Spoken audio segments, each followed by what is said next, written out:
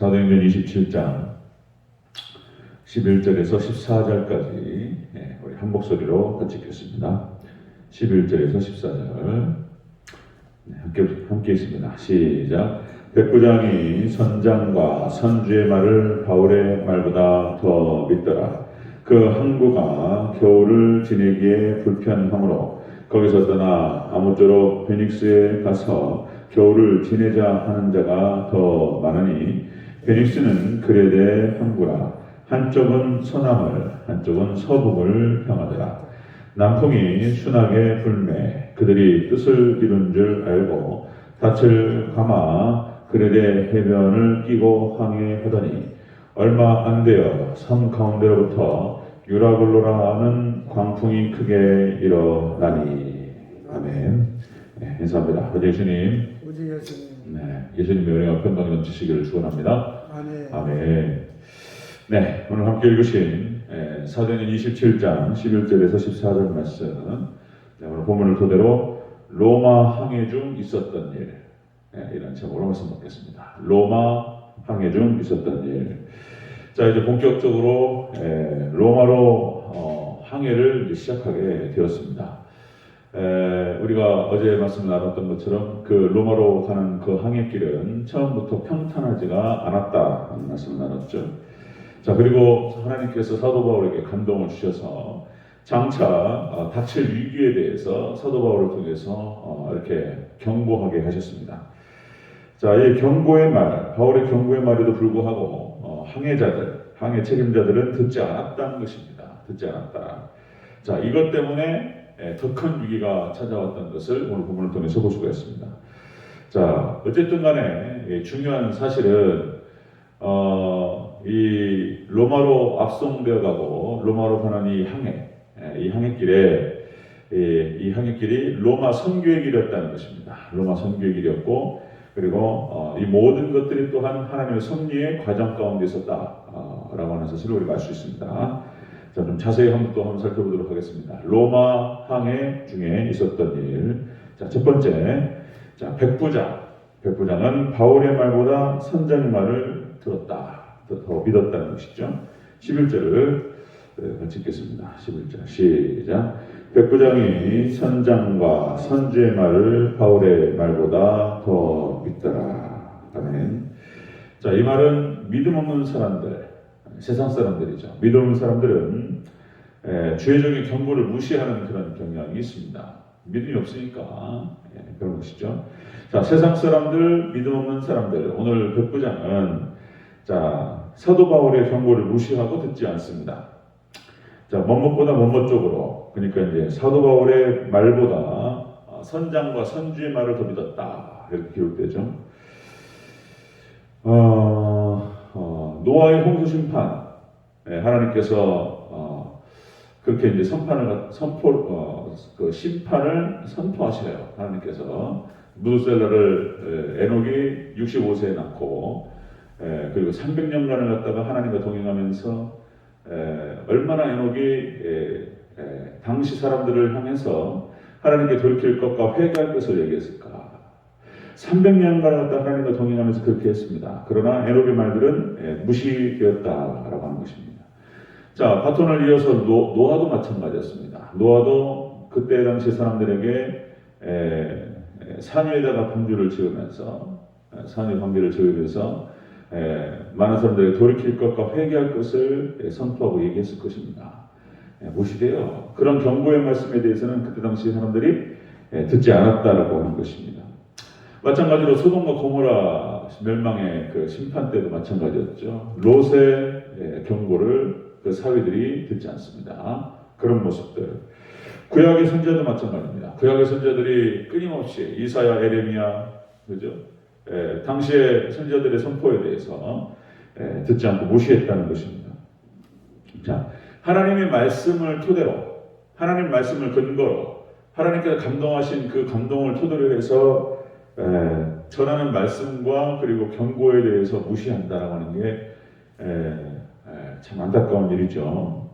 여기서 말하는 것은 우리가 세상 살면서 어떤 그 세상의 그 전문가의 권위라는 게 있습니다.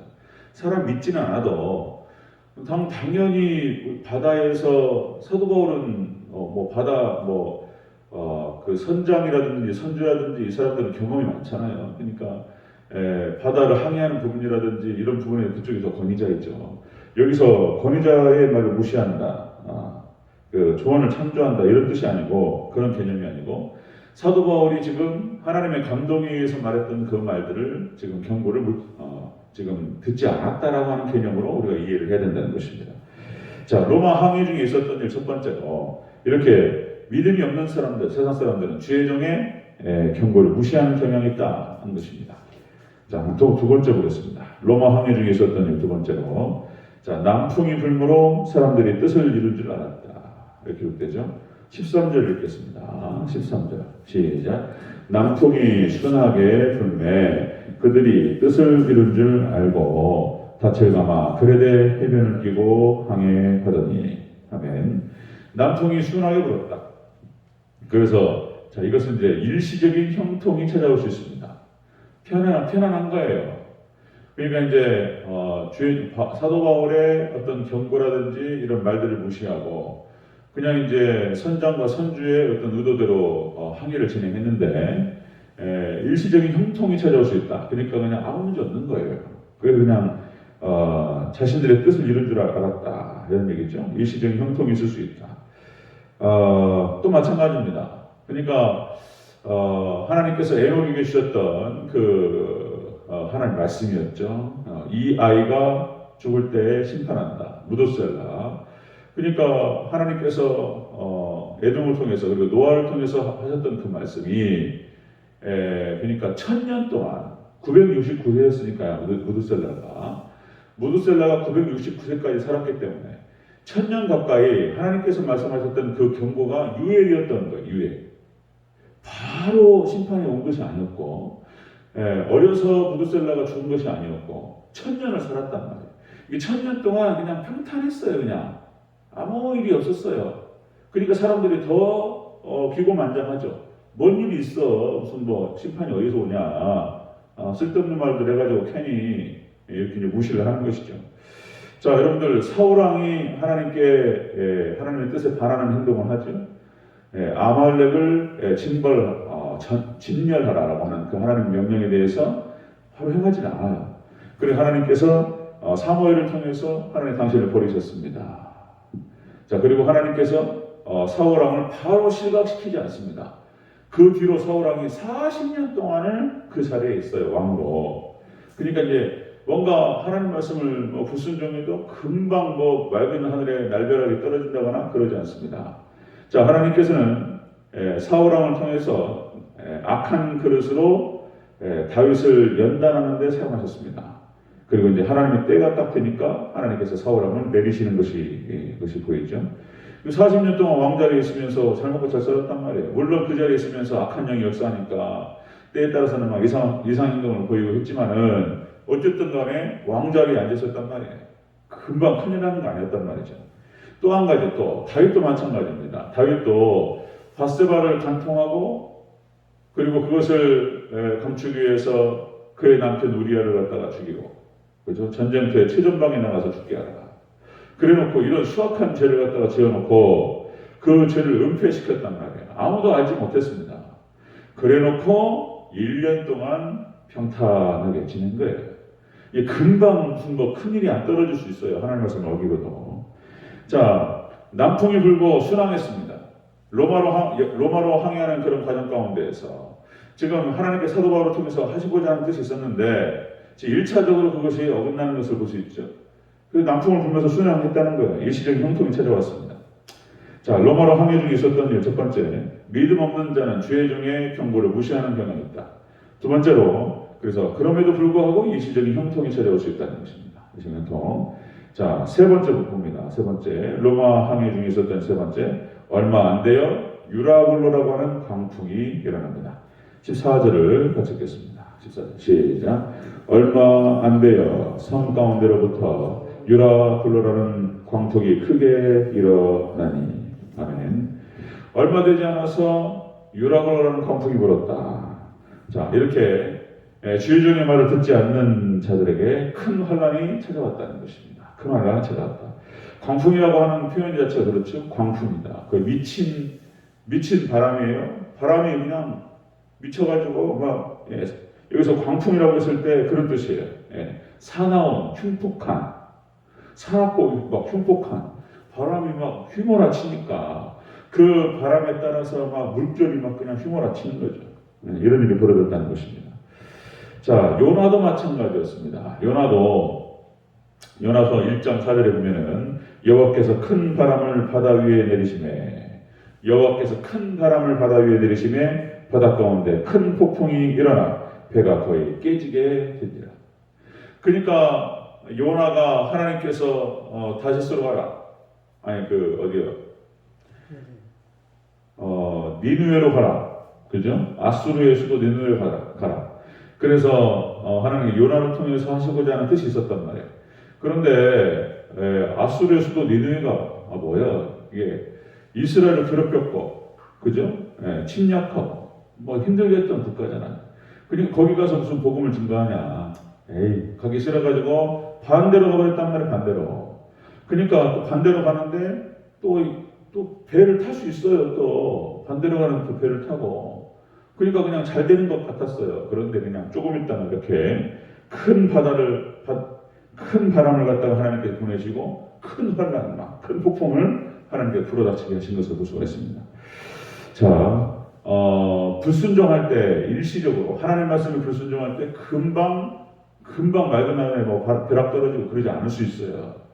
당분간 일시적으로 잠잠할 수 있고 형통할 수 있습니다. 그럴 수 있는데 결국에는 하나님의 심판이 다가온다는 것입니다.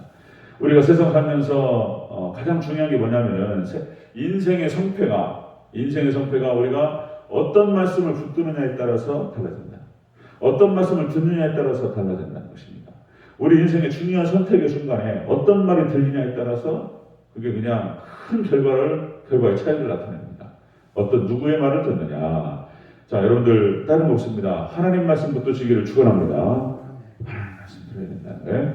그러니까 이게 이제 늘 습관적으로 구조적으로 그렇게 돼 있어요. 구조적으로.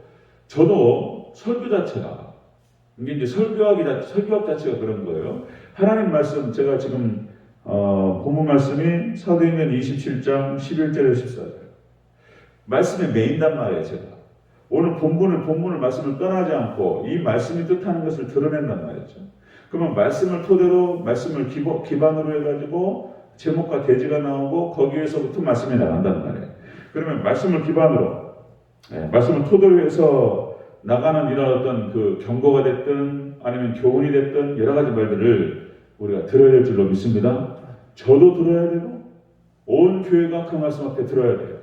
그래야지 어려움이 없다는 것입니다. 여기서 벗어나면 무슨 처음에는 형통할 수 있습니다. 그러나 나중에 하나님의 심판 그리고 또 어려움이 찾아올 수 있다는 것입니다.